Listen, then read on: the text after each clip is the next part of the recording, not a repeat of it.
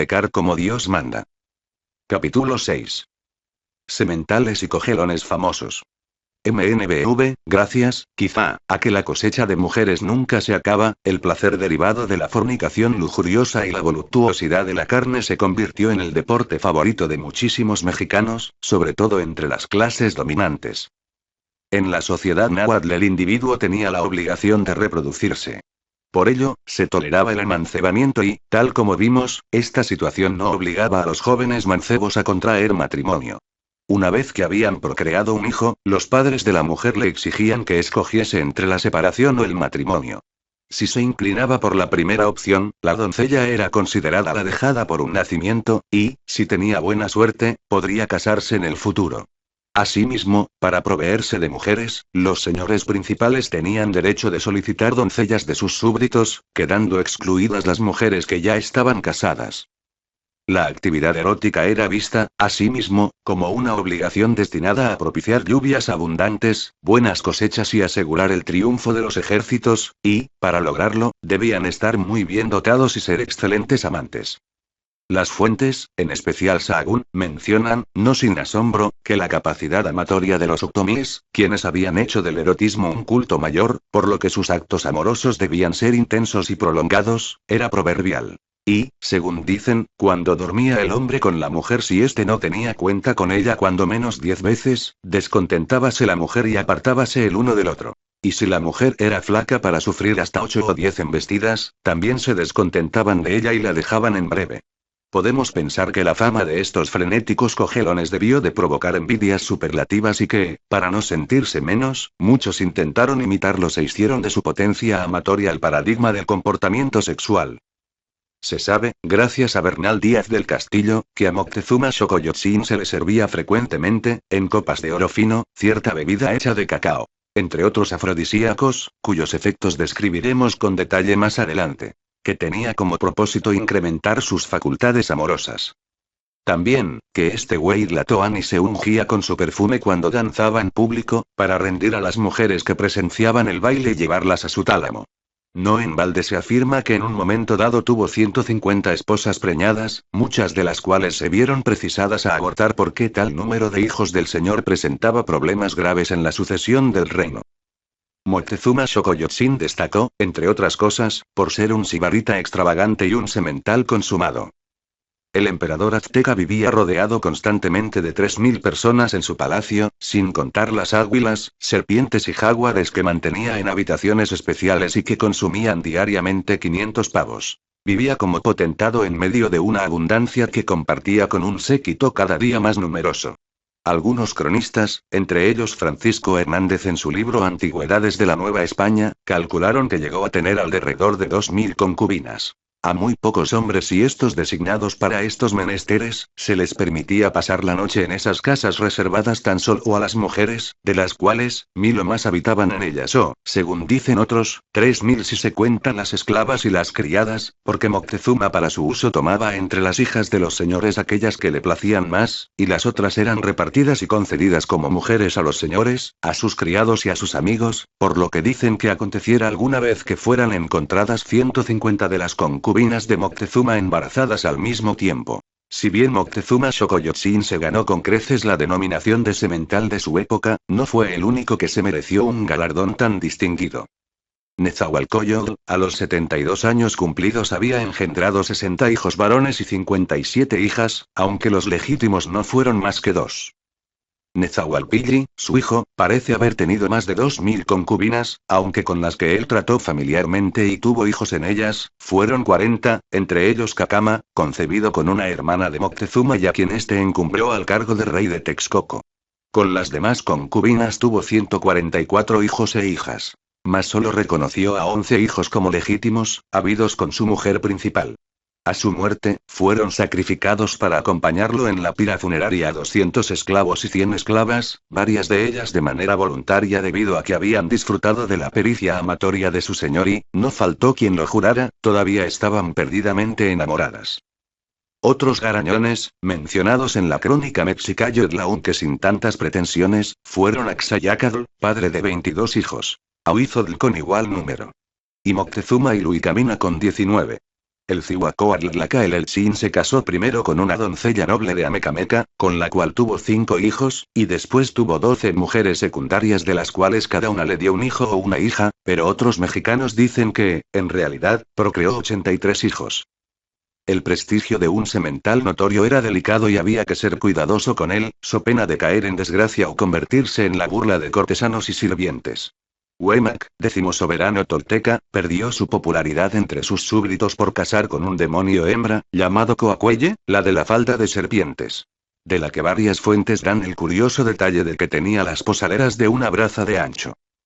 Si atendemos a los ideales plásticos antiguos de estas culturas, vemos que las mujeres eran representadas con abundantes carnes, los senos redondos y anchas posaleras. Sin embargo, ya para el período en que Huemac gobernaba, 1098 hasta 1174, el ideal estético había evolucionado en sus preferencias y surgido un tipo más esbelto de mujer bonita, con su peinado artístico, la cintura entallada y un cuerpo definitivamente seductor, dotada con piernas y brazos delgados y, a la vez, fornidos, bien dispuestos para las caricias y para adoptar las posiciones que se usaban para la penetración del hombre en la vulva o ano de la esposa o concubina. El error de Huemac, entonces, fue confundir a un dios o demonio de la fertilidad, con una mujer desnuda exuberante que ya no cumplía con los patrones de la moda. Las posturas más recurrentes para el coito, aunque podemos presumir que dependían de la imaginación de cada individuo, eran acostados bajo una manta, o sentados uno hacia el otro, o en 4 patas, a manera de perro, sugiriéndose la masturbación previa de los amantes y el acto de besarse en la boca. En las imágenes conservadas no se ilustran los genitales femeninos, y los masculinos solo son exhibidos, como vimos, entre los tarascos y huastecos, costumbre que fue considerada como sumamente perturbadora y detonante de historias que, como afirma Miguel León Portilla, encontraron en el amor y en el sexo tema de inspiración y regocijo. Comprendida dentro de la saga del rey tolteca Huemac, la historia del Towenyo no solo resulta curiosamente atractiva sino que desvela el ardor erótico que sin hipérbole enfermó a una princesa tolteca, hija de Huemac. Precisa León Portilla, por haber contemplado el falo de un hechicero, que transformado en huasteco, se puso a vender chiles, desnudo, sin maxtle o taparrabos, en el mercado de Tula. Veamos con detalle qué fue lo que sucedió. La historia del Towenyo y aquí otra cosa, otro embuste que hizo Ticlacahuan el dios Tezcatlipoca, hizo algo que resultó un portento, se transformó, tomó rostro y figura de un Towenyo. Nuestro vecino, el huasteco forastero. Andando no más desnudo, colgándole la cosa, se puso a vender chile, fue a instalarse en el mercado, delante del palacio. Ahora bien, a la hija de Huemac, que estaba muy buena, muchos de los toltecas la deseaban y la buscaban, tenían la intención de hacerla su mujer. Pero a ninguno hacía la concesión Huemac, a ninguno le daba su hija. Y la dicha hija del señor Huemac miró hacia el mercado y vio al dicho Towenyo desnudo, y el miembro genital, y después de haberlo visto la princesa se metió al palacio y ahí se le antojó el miembro de aquel Towenyo. Y luego comenzó a estar muy mala por el amor de aquello que vio. Se le hinchó todo el cuerpo, entró en grande calentura, como sintiéndose pobre del pájaro del Towenyo. Y Huemac lo supo luego, ya está enferma mi hija. Dijo, entonces, a las mujeres que la cuidaban. ¿Qué hizo? ¿Qué hace? ¿Cómo comenzó a entrar en calentura mi hija? ¿Qué enfermedad es esta, que se le ha hinchado el cuerpo? Y las mujeres que la cuidaban respondieron, señor, de esta enfermedad fue la causa y ocasión el indio Towenyo, que andaba desnudo y vuestra hija vio y miró el miembro genital de aquel y está mala de amores. Es el Towenyo que está vendiendo chile, le ha metido el fuego, le ha metido el ansia. Y el señor Huemac, oídas estas palabras, mandó a toltecas. Buscad al Towenyo que anda por ahí vendiendo chile. Por fuerza ha de aparecer. Y luego fue buscado por todas partes. Y como no aparecía nadie, subió un pregonero a la sierra y pregonó a toltecas. Si halláis un Towenyo que andaba vendiendo ají verde, traedlo ante el señor Huemac. El señor lo busca. Enseguida se hacen pesquisas, en ninguna parte anda, revuelve en toda Tula y aunque hicieron todo esfuerzo no lo vieron por ninguna parte. Entonces vinieron a comunicar al señor que en ninguna parte habían visto al Towenyo. Después, apareció el Towenyo en el mercado, donde había estado por primera vez. Tan pronto lo vieron los toltecas, corrieron a informar a Huemac. Este dijo, traedlo acá presto. Apresurados fueron los toltecas a traer al Towenyo y lo presentaron ante Huemac. Este preguntó, ¿de dónde sois? El otro respondió, señor, yo soy forastero, vengo por aquí a vender chilito. Huemac replicó, pues ¿qué vida es la tuya, Towenyo? ¿Por qué no os ponéis el maxtle y no os cubrís con la manta? Ponte el maxtle, tápate. A lo cual respondió el Towenyo: señor, tenemos tal costumbre en nuestra tierra, pues nosotros así somos. Luego, Wemak reclamó: vos antojasteis a mi hija. Tú le has despertado el ansia. Tú deberás curarla, la habéis de sanar. Señor, respondió el Towenyo, de ninguna manera puede ser esto. Mejor matadme. Acaba conmigo y muera yo. Yo quiero morir. ¿Qué dices? Espetó Wemak. Que yo no soy más que un pobre vendedor de chile y merezco morir. Entonces, Wemak le dijo: pues tú la curarás. Por la fuerza habrás de sanar a mi hija, no tengas miedo. Y enseguida le cortaron el pelo, lo bañaron y después de esto, lo ungieron, le tiñeron todo el cuerpo con tinta, le pusieron un maxtle, le ataron la manta. Y cuando lo dejaron así arreglado, le dijo el señor: mira a mi hija, allá está guardada. Anda y entra a verla. El Towenyo entró a verla, cohabitó con ella y durmió en su estera. Con esto, al momento sanó la mujer. Enseguida, se convirtió el Towenyo en el yerno del señor Wemak. Tanto Sahagún como León Portilla agregan algunos comentarios no menos picantes que el texto. Sahagún nos dice que el vocablo Towenyo puede traducirse como nuestro prójimo. Esto es, cualesquiera, y, para efectos de la historia narrada, cualquier prójimo que tuviese una verga descomunal.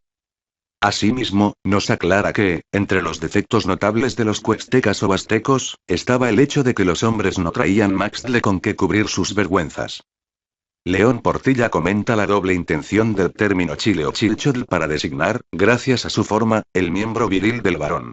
La relación sexual entre el término pájaro en alusión al falo. Nos explica que la expresión náhuatl zencacualli quería decir estaba muy buena y se usaba con la misma connotación que se aplica hoy en México. Y por último, nos aclara que cuando el texto de la historia se refiere a anda con la cosa colgando, hace alusión a que el personaje se mostraba completamente desnudo. Respecto de los lugares predilectos de los nahuas para realizar el coito suele mencionarse el temazcalli o cuarto de baño de vapor calentado con piedras ardientes. El mercado, donde generalmente pululaban las prostitutas o alegradoras. Y el serrallo o harén entre los nobles y algún lugar de la casa especialmente diseñado para gozar del placer y la sensualidad de los cuerpos entrepernados.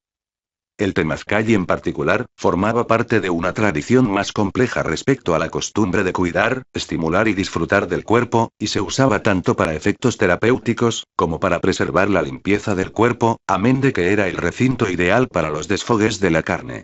El códice magliabechiano expresa en una de sus láminas que usaban en estos baños otras bellaquerías nefandas, hacían que es bañarse muchos indios o indias en cueros y cometían dentro gran fealdad y pecado, costumbre que no solo escandalizó, en su momento, a los evangelizadores de la fe católica, sino que fue reprimida acremente por los esbirros del Santo Oficio, quienes lo marcaron con sus anatemas, no tanto porque ahí se practicara la sodomía, sino, es casi seguro, por el horror que les inspiraba el uso del baño cotidiano para la limpieza de sus hediondos pellejos.